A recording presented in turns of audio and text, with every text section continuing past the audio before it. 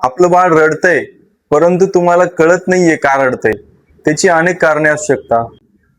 तर बाळाला भूक लागली परंतु त्याला पिता येत नाहीये, तर पिता का येत नाहीये हे शोधणं खूप गरजेचं आहे. तर बाळाला पिता न येण्याचे कारण काय, की बाळाचं नेझल ब्लॉक असू शकतं, सर्दीमुळं नाक बंद असणे किंवा सर्दीमुळे बाळाचे कानही दुखू शकतात. त्यानंतर त्याला त्याच्यामुळे ओढता येत नाही. त्याचप्रमाणे बाळाचं जीभ पांढरी असल्यामुळे त्याला पिता येत नाही. पांढरी असणं म्हणजे त्याला बुरशी लागणे.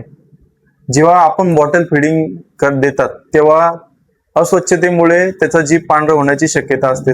त्यानंतर डायपर ओला होणे, त्यानंतर डायपर रॅश, त्या सगळ्यात महत्वाचं कारण म्हणजे बाळाचं पोट दुखणे.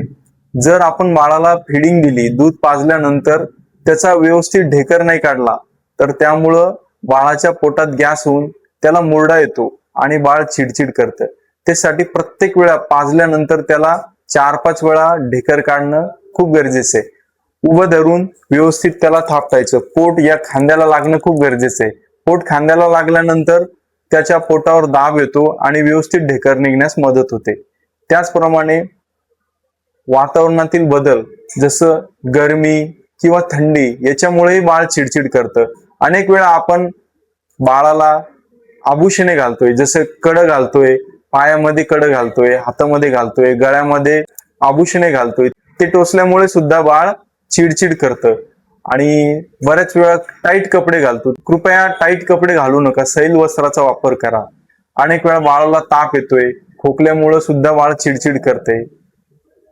तसेच बाळाला लघवी होत नसल्यामुळे बऱ्याच वेळा काय असतं, मेल बेबी असतं त्याला फायमोसिस असतं, म्हणजे काय असतं, त्याची लघवीची जागा व्यवस्थित ओपन नसते, त्याच्यामुळे त्याला लघवी करताना त्रास होतो.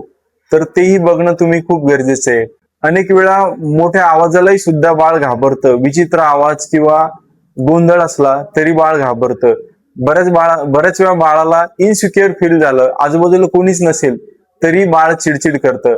आपलं अटेन्शन घेण्यासाठी सुद्धा बाळ मोठमोठ्याने रडतं. त्याचप्रमाणे बऱ्याच वेळा बाळाला मेनिंजियल इरिटेशन म्हणजे काय असतं, की मेनिंजायटिस वगैरे असतो, मेंदूमध्ये इन्फेक्शन झाल्यामुळे बाळ खूप चिडचिड करतं. सर्व प्रकारचे औषध देऊन सुद्धा तो शांत होत नाही.